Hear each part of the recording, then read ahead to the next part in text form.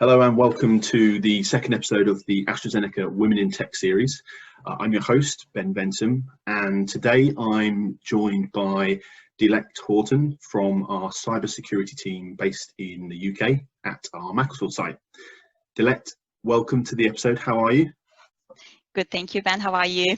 Good. Yes, I'm very good and very happy to have you on. So thanks for joining me today. I'll jump straight into the questions. So currently you're part of our IT apprenticeship program. So can you share a little bit more about how that works and what you're involved in? Absolutely.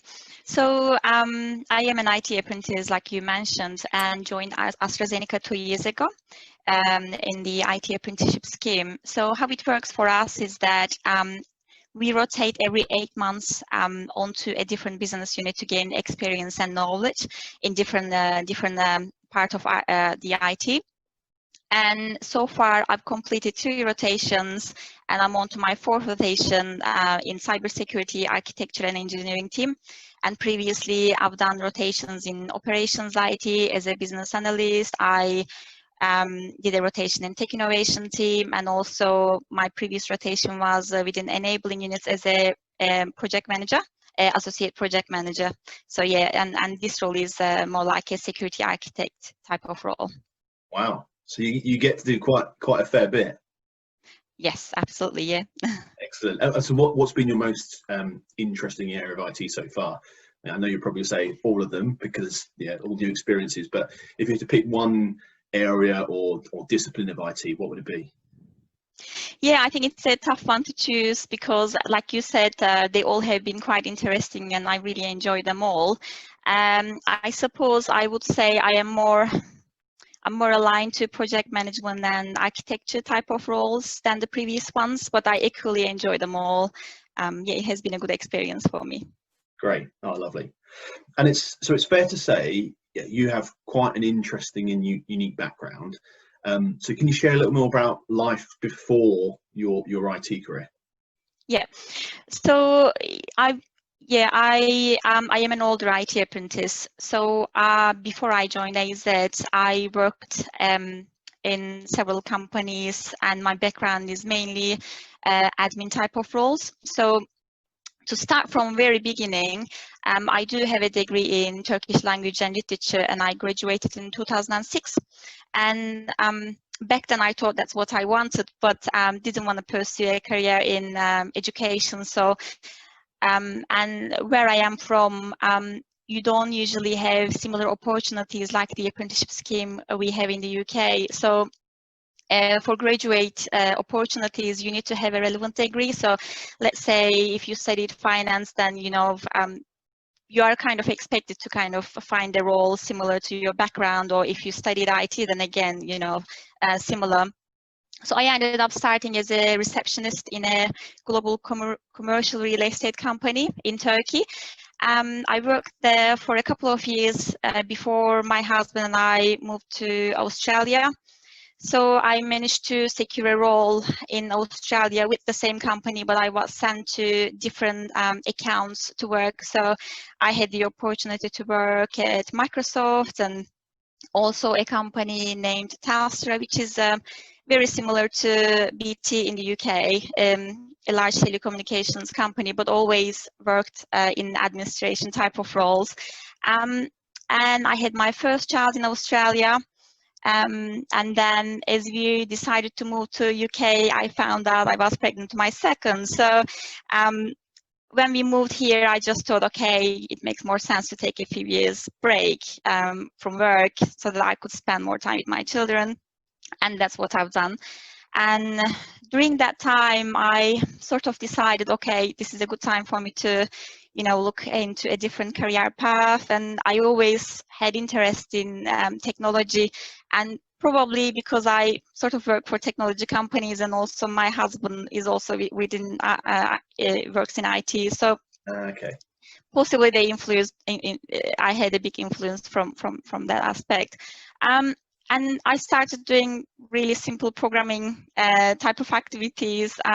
So I found this platform called Scratch, which is like a block-based visual programming language. It's not really programming. It's, I think, made for little children to kind of help them be creative and like develop logical thinking and things like that. But I created games and really enjoyed it. And soon after, then I came across with this opportunity, and here I am, really. So yeah. Oh, brilliant. Now I want to pick up on, so you were born and raised in Turkey? Yes. And then moved to Australia, then moved to the UK. How was it like almost building, you know, a livelihood in those very different countries and cultures? I don't know. I think so. Yeah, very quite similar to what you said. So I was born and raised in Turkey, then came to UK after completing my degree for a couple of years to learn English. Met my husband here, then back to Turkey, Australia, and then back to UK. So it's a little bit all over the place. Sorry. I would say definitely changed my perspective. I think being exposed to different cultures is a significant thing, and the way I think definitely changed. And I think I feel more. It's hard to explain, but you do appreciate different cultures, and you know. Different weather climates as well. Yeah, that too. So it's hard to explain, but definitely broaden my perspective in so many ways. Yeah, no, I bet. Good. Well, and I have your permission to mention this. So you actually started your IT apprenticeship with us, age 35. So 2 years after the birth of your second child. And I think normally society, you know, wrongly, in my opinion, associates apprenticeships with you know, young adults that have just come out of just finished school or college or just finished uni.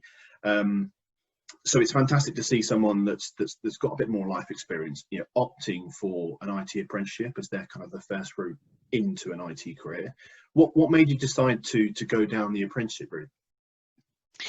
Yeah, so I actually, like you said, it's more common for young students to join the apprenticeship scheme. I think partly because it's not as well known for everyone, by everyone. So I basically found out about it purely by luck. I was looking for like a really startup roles, which probably pays very little, and you know they don't offer a degree, anything like that. But yeah, when I first heard about it, I initially thought, oh, it's too good to be true, and such a dream opportunity. You get to gain work experience, 4 years work experience, and a fully funded degree at the end. It was just more than I dreamed of, really. For me, the reasons were obvious why I went through this pathway, because I think it's a great way to kickstart your career, especially if you are starting from scratch and with no background knowledge. I would highly recommend for others if that's what they would like to do as well. But I'm sure there are other ways. I think as long as you have the right mindset, and if you have the right passion, I think you start to see opportunities coming at you as well. Yeah, no, really good point.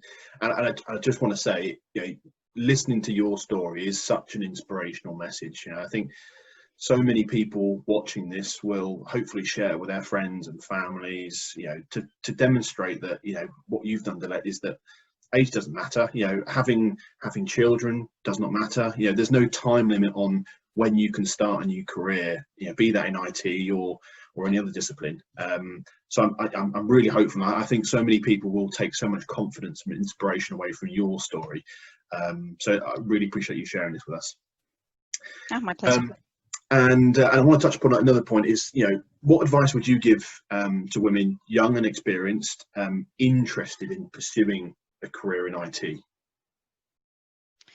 I would say probably one of the things that I personally thought as well about IT, if you wanted to get into IT, you kind of had to be really technically strong. But as I did rotations in different business areas, I realized it now that's not the case. So I think we have many other opportunities within IT, like as a project manager or as a business analyst. So many different opportunities, and I think one thing probably we need to advertise IT is that you don't have to be technically really strong to get into IT. There are many other opportunities for everyone, really. So I agree. And I think when I first joined AstraZeneca, that's something I realised, that the breadth of IT disciplines and roles is enormous. So yeah, it isn't just about programming, which I think when I first learn about IT, you think programmers, developers, but actually there's a whole bigger world to it. So that's really Exactly. Yeah. So, and how do you balance then learning and chucking yourself into a brand new career, and a very technical career, with still being a mum of two?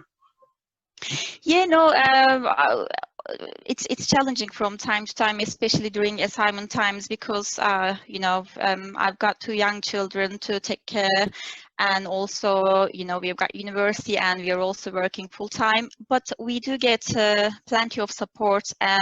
So we have got mentors given to us, both from our university as well as within the company.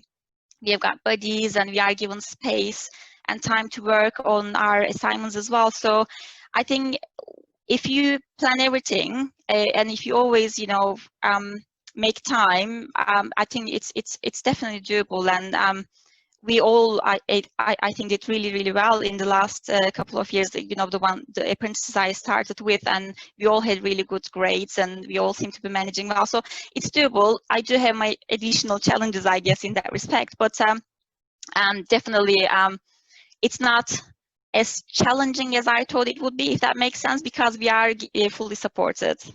Good. Okay, that's really good to hear. Yeah.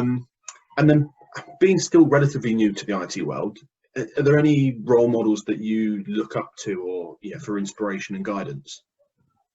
Yeah, no, it's actually really hard to choose one, because I had the privilege to work with many great employees. I've got my favorites in project management space. I suppose I would probably say, if I need to pick one person, probably our CDIO, Cindy Hoots.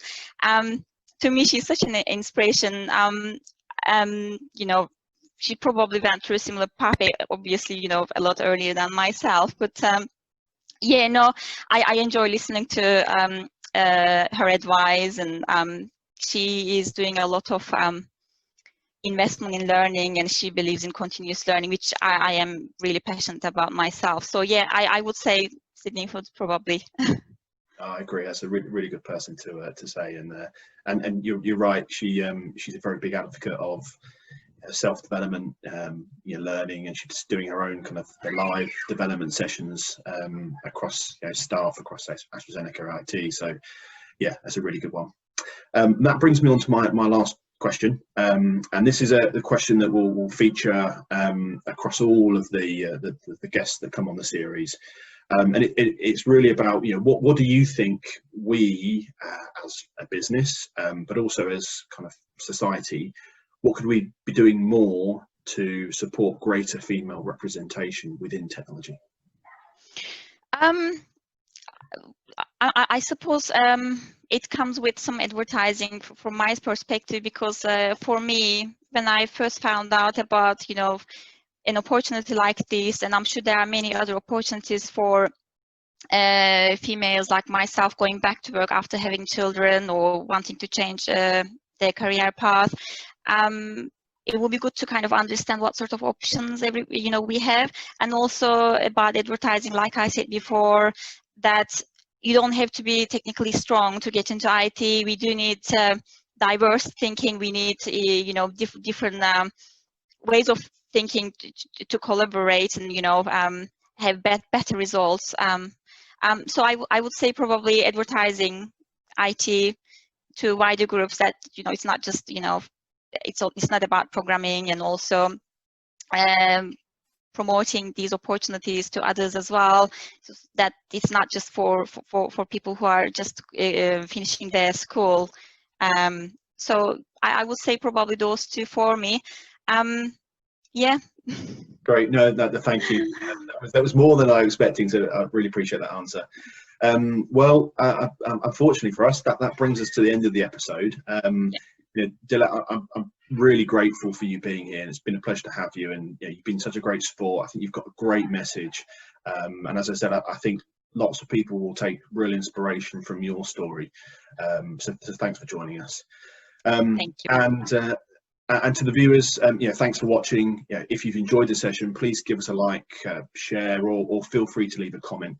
And please do join us for the next leg of the series in a few weeks' time.